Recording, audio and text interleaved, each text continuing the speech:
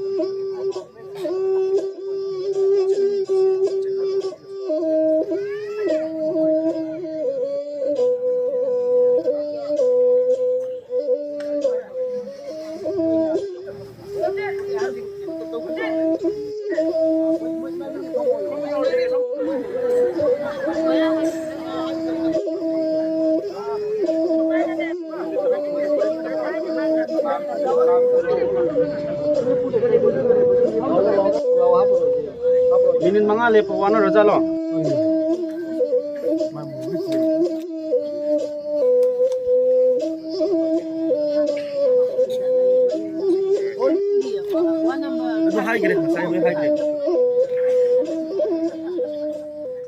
Abugi manungda hauji akoina hauji changhaudiba torbung GP da yumai saudaba singda akoina tangkun fawin da changhandaba taragadi koina akanba khongjang tangkun mathoidagi akanba khongjang changjalagani khongjang changba asida masida thokba afa fatta daida manipur laingangna pugadabani amadi tangkun fawugi manungda miyeng asi akoigi hojik torbung GP da lemahuriba singje miyeng changbiyu ahena miyeng changbiduna paja torbung GP gi paja myambu nungsibiyu amadi karingba changanda to taagadi akanba khongjang changjani khongjang changba asida akoigi ngasi hianga gi nini panba ningon chakaubaga mari lainana akoina sinja langjariba akoigi hoba aina haninga posan Agum thundaro. Chasanda ha nate hamse ya bahariga hianga gi nini panba ningon chaguba numit asida mabung mapau oiba kayana mayumda thonganda thuoga ngainaba matam asida ngasigi adugi taina onabada ngasi ima iben ise isan kyana ngasigi ibudau thangjing asida sara hembe khongjang changjanli masi tangkun fawugi manungda manipur laingangna miyeng changbidaba taragadi tangkun mathodi khongjang akoi manipur praja myam amadi torbung GP gi praja myam khongjang changjaragani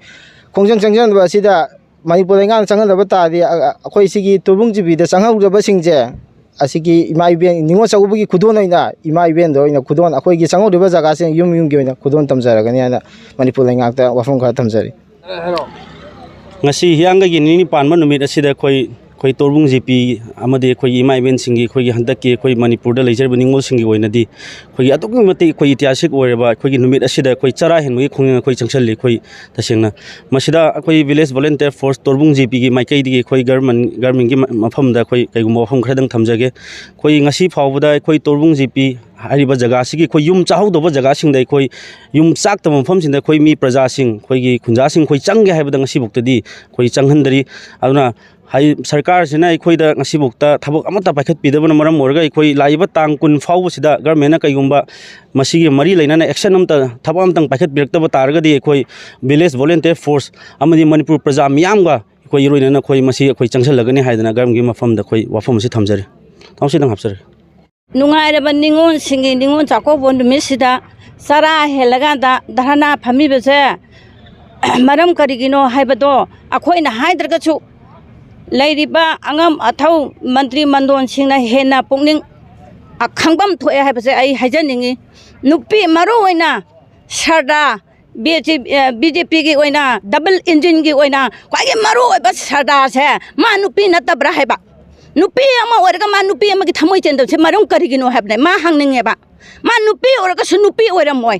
nupa na saba nupi maza masu siba khangda nupi oram ne habache ai aro ai hajaningi mai mafamda ma nupi na tabro lengak mariba natro ngase ekhoina wari base nupi oibe mama oibe ekhoina wari base ma khita di khangbam thoidana ma kari gi khangdamno मा निंगो नतब्रो मणिपुर से चावबा मणिपुर से पोकबा मा निंगो नतब्राबा are मोजके सरदा हाइबा BJP के leader ओरिबचे अदो मा होजके करी खंगथां उसानदना मा करी तुमिना लेरिबनोबा मामा ओइबे खोना ngasi sa iba thamoi sina ngauriba isa iso mayam na kumam ke chakoba lae ima indo mayam na bung pa uno do mayam don una dadana khang dana sara hembe khongjang jangjan jari ba sa chada haiba mi sa ma kari ki khang da bano haiba khoi kha wahang amo ina mango da hangninge ba ma nupi ne ba ma thangna phagi dai na bot khom matam da de BJP na khoi koki ga meitai ga हाउगा चिंगमी के मेते के यानाने नुसिनरे अदुदा दु चलेना बिरे मबनी याम लाउखिदाय होते ते मै करी control तौबा ngमदे तोरबंग जो बेदा तांग हम दगे थोलपदुना nga sei बावदा लेले केम द हंद लैबसिना युम द हंदना लैबा मत कोम मगे चाकोबा लाकपदा मा करी के असगुम थबक से मा पुबा ngमदबा मरम करी के नोबा मोइन nga खोइबु सोमगा थेमगा सोम थम्बीबसिना दे अखोई याबा ngमनरोय हाइबसे आइना थमजनिंगे बिरेन माजो मणिपुर से के मंत्री अमा ओइना मान थागले मयाम से के अवा पाइ कने अखोई अदुदा दु तौरे गोट बेले चले दु तौरे याना रे हा एमएलए करी कांग्रेस ना पालिंगे मतम दे अदु तौया दा तौ मान पाला मतम दे अखोई नंबो पोर चेलेना असिदि मा येंगमी ब्राबा मा येंबा ngambiri ब्राबा मामा अखोई ओइबि थमोइसिना साइबा माइसा मोइ समोइगि मथक्ता तारकनि हाइबसदे मोइ हाइबम थोकबगे हाइरबने असेदे थमोइ याना पेलक्त्रे इमा होय खाम ngमक्त्रे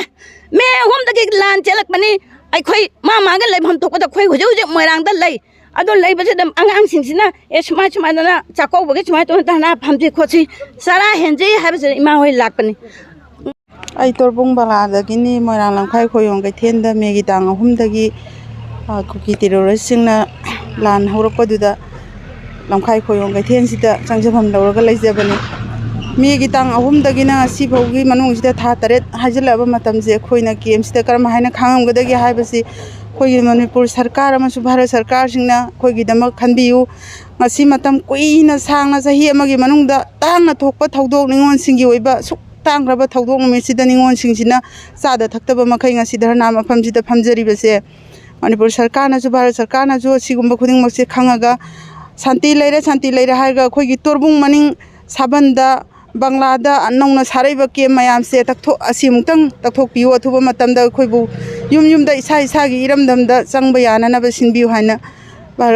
मणिपुर सरकारगी पुनिंग सिंसिनजरी तांग ꯑꯩꯒꯤ ꯈꯥꯡꯉꯦꯝꯕꯝ ꯃꯦꯝꯆꯧꯕꯤ ꯉꯁꯤ ꯑꯩꯈꯣꯏꯒꯤ ꯉꯁꯤ ꯃꯃꯥꯡꯒꯤ ꯃꯦꯒꯤ ꯇꯥꯡ 3ꯗꯒꯤꯅ ꯉꯁꯤ ꯐꯥꯎꯕ ꯈꯨꯟ ꯉꯥꯛꯑꯒ ꯂꯩꯖꯕꯅꯤ ꯈꯨꯟ ꯉꯥꯛꯄ ꯑꯩꯈꯣꯏ ꯈꯔ ꯀꯩꯅꯣ ꯏꯃꯥ ꯏꯕꯦꯟ ꯑꯩꯈꯣꯏ 10ꯃꯨꯛ ꯈꯛꯇꯪ ꯀꯩꯅꯣ ꯇꯧꯔꯒ ꯂꯩꯖꯕꯅꯤ ꯑꯩꯈꯣꯏꯁꯦ ꯑꯗꯨꯗꯨꯅ ꯉꯁꯤ ꯅꯤꯉꯣꯜ ꯆꯥꯛꯀꯧꯕ ꯅꯨꯃꯤꯠꯁꯤꯗ ꯑꯩꯈꯣꯏ ꯈꯥꯡꯕ ꯉꯝꯗꯗꯨꯅ ꯉꯁꯤ ꯁꯔꯀꯥꯔꯗ ꯍꯥꯏꯖꯅꯤꯡꯉꯤ ꯑꯗꯨꯅ ꯉꯁꯤ ꯑꯩꯈꯣꯏꯅ ꯀꯩꯅꯣ ꯇꯧꯔꯤꯕꯁꯦ ꯏꯆꯥ ꯏꯁꯨ ꯃꯌꯥꯝ ꯄꯨꯝꯅꯃꯛ ꯁꯤꯗꯩꯁꯤꯗ ꯍꯔꯥꯎ ꯇꯌꯥꯝꯕ ꯅꯨꯃꯤꯠꯁꯤꯗ ꯉꯁꯤ ꯁꯨꯃꯥꯏꯅ ꯇꯧꯔꯤꯕꯁꯦ ꯀꯔꯤ ꯃꯔꯝꯒꯤꯅꯣ ꯍꯥꯏꯗꯨꯅ ꯁꯔꯀꯥꯔꯅ ꯑꯊꯨꯕ ꯃꯇꯝꯗ ꯃꯤꯠꯌꯦꯡ ꯇꯥꯕꯤꯌꯨ ꯑꯗꯨꯒ ꯉꯁꯤ तांग 15 तांग 20 फाउबगी मनुंगदा तोरबुंग बंगला होइख्रोक बंगलादा साबिरबा कुकीगी पंकर सिंग लौथोकबियु करिगुंबा सि लौथोकतबा तारगदी अखोई मतुंगदा खोंदंग अकनबा खोंदंग चंजन नमोजन थना जावबी हाइबिराय तो फौक्सा खाय मखाले काय युम चाखिबा मयामसे फोटो नमा थागलो ओये हुजिकसे थागत कदौजी खोइ इसाबक चंगबा यादेबा यादव मफमसे कमाय खोइ फोटो नमदैनोबा अदुदि फोटो नमदा तादि खोइ युम चाखिबसे काइम फंगदे ताबरबा से आइ हंजनिंगेबा अदगी संगेना का मनिंगदगी मु संगजले यादे संगकनु कुकी ले सेबाय गइसिना अदुदि खोइ फोटो नमबसि संगबा ngamdre प्रधान मेंबर नदि फोटो नम थागलो युम हाय अदु खोइ संगबा ngamdबसि खोइ कमाय तौ तारगे सि उमदंग हंजनिंगबा